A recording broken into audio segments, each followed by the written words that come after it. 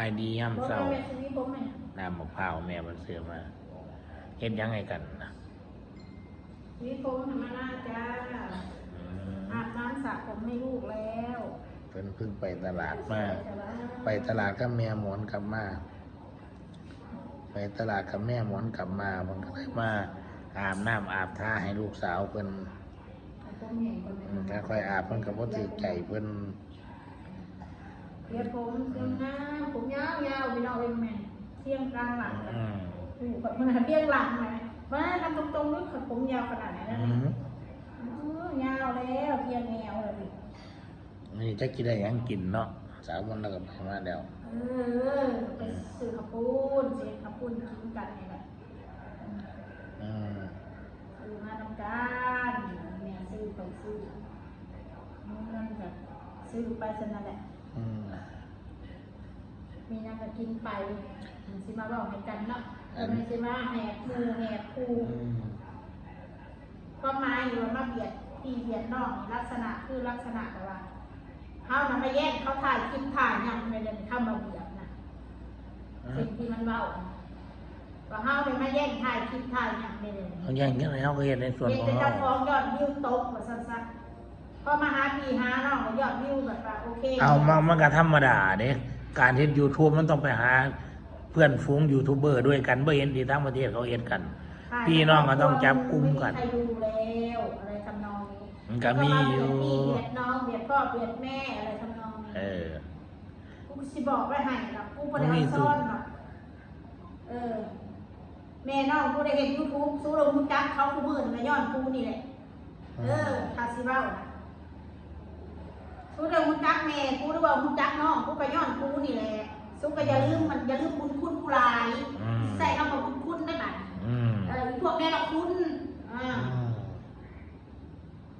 ตะกี้จะมาเบิ่งกูเอามึงจักดีมึงจักน้องมึงจักแม่กูละก็กูนี่หาเบียดพี่เบียดน้องหาได้คิดเขาอันกันน้องกันที่ว่าตรงๆนะก็รู้อยู่ว่าเขากับพึ่งยากันเห็นซุเบิ่งคือแม่เราซุเบ้าดีเด้เนี่ยว่าแม่เราซุเบิ่งเราซุเบ้าดีคือเห็นด่าเต็มอยู่ชอบแม่กูก็ชอบนางรถอันเมื่อมาฮักน้องเราคอยเบิ่งจากคอมเมนต์ช่วยโอกาสเขาไปด่าเขาไปเว้าเห็นน้องมีกระแสกับการหน้าเพราะเขาเลิกกันก็เลยช่วยโอกาสเขาไปด่าไปเว้าก็ดีเขากันว่าคุยมาเบียดพี่เบียดน้องดีแล้วมาเบิ่งมาจมมาด่าเบียดกันสิเป็นหยังแม่กูสิมายืมเงินก็สิเป็นหยังพิษไผ่ทุกว่ามันพิษไผ่ในยูทูบเบอร์นะครับที่ว่าลีมันก็ต้องไปหากุ้มหาก้อนน่ะแหละเพื่อให้FCสนุกสนานแม่คนอื่นสิว่าแบบนั้นได้ไผว่าถ่ายคลิปแต่อยู่ผู้เดียวบอกว่ามันก็ต้องมีการข้อแลบหรือไปเล่นน้ำเพื่อนน้ำฟูงน้ำนั้นมันเป็นของธรรมดาสิมาว่าให้น่ะบ่สนใจกูดอกทักหูทุกมุมหูทุกเรื่องเป็นเรื่องตัวเองพี่น้องผู้ฮักผู้ข่อยก็มีอยู่กับเบิ่งโยกันบ่เบิ่งก็สิมียอดวิวแต่เนาะครับบอกเอาแล้ววันนี้ก็ว่าจังซี่เด้วันนี้เมื่อวานนี่ไปดูหม้อครับมันปลาหมอดูกับผีบ้าคนไปดูหม้อกับผีบ้าครอบครัวผีบ้าว่าซั่นหม้อผีจังหวะซั่นยังแล้วแต่ใครของมึงดอกขนาดคือคนน่ะแต่นิสัยคือหมาขนาดเป็นคนนะแต่นิสัยเหมือนหมามักเห่าแต่เดี๋ยวสิว่าไว้เฮาเก็บใจนะความคิดเพิ่นเลยแนวว่ามักกระเบิ่งนะฮู้เบิดเฮ็ดทางเฮ็ดดีฮู้เบิดการเฮ็ดอยู่การห่วงชีวิตกูคือการใช้ชีวิตกูคือการห่วงเอาดูต่อไปมันจะอยู่รอดไหมทั้งนวดรถทั้งค่าเช่าบ้านกูบ่ไหวค่ะเช่าบ้านกูก็ง่ายมองมันก็สิยากเนี่ยราคา 2-3 พันก็มีเช่าบ้านตอนนั้นกูไปหาน่ะคือกูหาบ่ได้มันมีว่างหลังนั้นตู่ก็เลยเอาก่อนบัดนี้ถ้าเกิดตู่ได้อีกต่อไปถ้าเกิดตู่ไปเห็นหลังที่มันกูอยู่หันกูก็สะดวกสบายอยู่กูก็ไม่อยากอยู่ได้แพงๆกูอยากอยู่ถูกๆแล้วละพันมีได้ดีกว่าถ้าเกิดไปพ่อหลังอื่นที่มันอำนวยความสะดวกแล้วก็ราคาประหยัดลงก็ง่ายนะมันสิยากอย่างพี่น้องที่ว่าได้แบบกูง่ายกูสิ ที่ว่าตะคองห้องหอเขาไหลกูมีอีกบ่มีเงินค่าเช่าเว้านะ กะเลี้ยวแต่มัน เ กะเลี้ยวแต่มันสิคิดนั่นล่ะ อย่ามาว่ายายเนี่ยมันมีค่าเช่าเขาฟ้องแบบนี้มันมีสัญญากันยาหมดสัญญากูจะย้ายกูก็ย้ายกูไม่อยากย้ายกูก็เซ็นสัญญาต่อแค่นั้นแหละ คนเฮาน่ะการเฮ็ด YouTube จากประสบการณ์ของเด้อพี่น้อง FC เพิ่นสิตื่นเต้นคันเฮามีกระแสเด้อพี่น้องบ่ว่ากันยิ่งเป็นกระแสลบกระแสกับครอบครัวนี่แฮงสนใจ เพราะว่าข้อยจำได้ตะกี้เด้อข้อยผ่านจุดนี้มาก่อนข้อยผ่านมาก่อนนางอ้นผ่านมาก่อนอีแม่ตอนช่วงสมัยน้องม่นน่ะผิดกันกับแม่ตอนนั้นน่ะอันนี้เขาบ่ได้เว้าอดีตเด้อเขาเว้ายกตัวอย่าง วิวน้องม่น500,000ที่ข้อยลบออกคลิปนั้นน่ะให้ความสำคัญขนาดก็คือยังกาหน้ากับตาอ้วนผิดกันเนี่ยล่ะยอดวิวกับพึ่งเพราะว่าหยัง1ทั้งเหยาะ1ทั้งเว้า เขาอยู่น้ำกัน มันวิวกับธรรมดา มาเบิ่งเขาพอเขาเลิกกันละกัน แม่น พวกกันค่ะ กาหน้านี่จากบ่แม่นข่อยเว้าเด้อจากวิว1,000-2,000สมมุติคือกันกับข่อยนั่นล่ะเดี๋ยวนี้มีแต่หมื่นมีได้นั่นเพราะว่าหยังล่ะเหยาะคันสิเว้าน่ะเหยาะอากาหน้าเด้อไปคอมเมนต์ช่องกาหน้าบดาเมียเขาไม่คอมเมนต์ช่องนางอ้นใหญ่บดาบ่เปรียบเทียบบดาอันนี้ล่ะข่อยเลยยกตัวอย่างเบิ่งคือยังงั้นแม่หมอนบอกให้นางม่นกับวิวเป็นหมื่นดาลูกแต่พอนางม่นเน็ตทิปฝากไปหาแม่หมอนกับมาดาแม่หมอนจังซี่ล่ะเห็นป่ะแสดงว่ามันเป็นกระแสล่ะคนที่มักแต่ว่ามักในด้านลบบัดนี้อันที่ว่าเปรียบเทียบเนาะก็นี่นะเนี่ยเขาเลยอยากยกตัวอย่างให้ผู้เจ้าฟังอันที่ว่าเปรียบเทียบนะการเฮ็ด YouTube มันแม่นี่เป็นกระแสแต่ว่าเฮาก็อยากได้กระแสด้านดีเฮาบ่อยากได้กระแสด้านลบอันน้องมนต์น่ะเราบ่ได้เฮ็ดกระแสเด้ กูมาหาถ่ายมีถ่ายนอก เราบ่เข้าใจนะ โอ้ยสิบอกไว้ให้วิว11,000มันสิได้เหรียญ1บอกเลย มานี่เฮาบ่ได้เพื่อว่าเฮาอยากมาถ่ายเฮาอยากให้ความสุข FC ผู้เบิ่งเฮาอยากมาเล่นน้ำพีน้ำนองความหมาย แม่นได้เหรียญ1ว่ะ1,000 วิวก็ได้ต่อเหรียญ1มาบ้านนั่นแหละ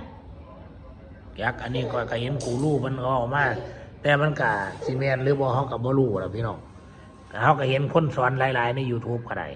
ยังเป็นสิแม่นความจริงอีหลีบ่ ต้องแชร์นี่มันได้หลายบ่ มันคือเอามาอ้างคนมาเงินขอทานคนมัน ก็คือยังทั้งกี้ล่ะกันมามีกระแสน้องม่นน่ะป้า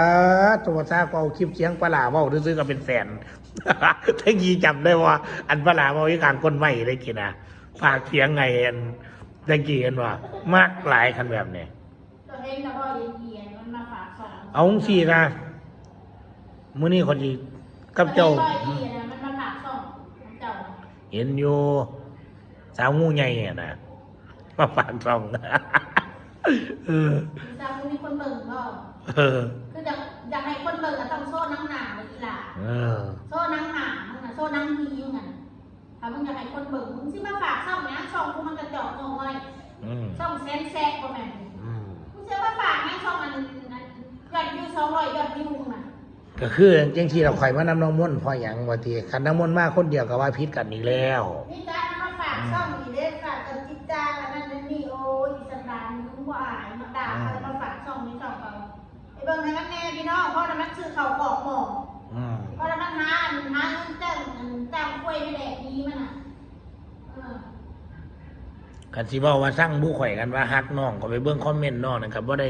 มีแนวดีปานใดนะก็คือยังจมยังปล่อยคือกันซะนะกันว่าดีๆเฮาบ่ว่าบางคน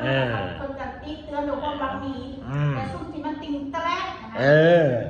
ตัวยงว่าซั่นซะดีๆก็มีที่เขาติ ไว้โอกาสมาดา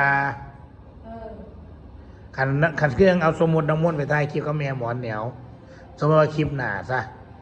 คันสิว่าให้นางมนต์บัดนี้แย่งกันกินกุ้งอะไรนะกุ้งโลเดียวแย่งกันกินมันก็ตีกันนั่นแหละโลนึงใส่คำเนาะคันสิว่าให้ฟังเด้อน้ำใจคนเฮาเพื่อนฝูงญาติพี่น้องพ่อแม่ปลาหมึกแห้งตัวเดียวมันมีหนวดให้กันกินกันดีใจเด้มันอันนี้กูซื่อๆถ้าเราคนอื่นซื่อนั่นสินะโอ้ยดีจังสั้นดีจังสิแม่นบอกฮอดโลกส่งโลกก็ดีแบบเขาไปหน้ามาหลังเขารู้จักซื้อของฝากพี่น้องมึงน่ะมาน่ะได้อะไรถ้าเป็นคนอื่นน่ะนี่ถ้าเป็นกูน่ะซื้อ10 โลซื้อกูบ่ได้ว่าดีหรอกกูน่ะปลาบางม่วงก็ซ้อนหน่วยเดียวสุกไม่ค่อยกินเว้าอยู่ปีนึงน่ะแล้วมีของฝาก มาค่อยซื้อบักม่วงอันเขียวสวยเป็นโล่ไปให้ว่าค่อยไปกินเหล้าคันเปรียบเทียบนะเอา สงสัยบอกสงสัยคนรวยบ้านคนรวยคนเราอุ้มโลนึงเนี่ยสงสัยคนเมื่อบ้านนี่คนไปฝากปีฝากนอกมันเป็นซื้อเดือนละ10 โลมันปลาหมึก10 โลกุ้ง10 โลเพราะว่าครอบครัวมันแดกลายเลยซื้อ เอาวันนี้คอมเมนต์สุดท้ายของที่ว่ามีพี่น้องมันถามมาแล้วกดไลค์กัน50 คนขอกันเลยขอจะเอาแต่คอมเมนต์ใดที่ยอดกดไลค์หลายมาเบาตาบเอ้ยเบาเพชรเอ้ยเป๋ไอ้แมงดาเอาหลายๆสื่อรวมกัน เจ้ามึงเป็นยังมันกล่องแตกนั่นเองเราก็ถามดีอยู่คนแรกแต่กล่องแตกขนาดทำไมถึงดันเดินขาเป๋ขาเบี้ยวแบบนั้นเป็นไรบาปกรรมเลยอย่างที่เราล่าง ดีลายบอกมันเอง คอยนั่นคอยกันคอยเถ่ามาแล้วคอยกันมีลูกกระดอนแอดอยู่ ค่อยสีผู้เศร้าแรง มันนี่ติดเหลือง วันเย็นตอนเย็นแล้วก็ตี 2แล้วก็ตี 3แล้วก็ตี 4แล้วก็ตี 5 6 โมง 7 โมงแล้วก็หยุด โอ้พี่น้องขอโทษนะมันเหลี่ยมประ มัน ตู ก็ได้ เลย ยางเปย์เพราะว่าโรคคอยมันรอมันถึง4 ล้าน เอาโอเคพี่น้องสำหรับคลิปนี้ไล่ไปก่อนครับ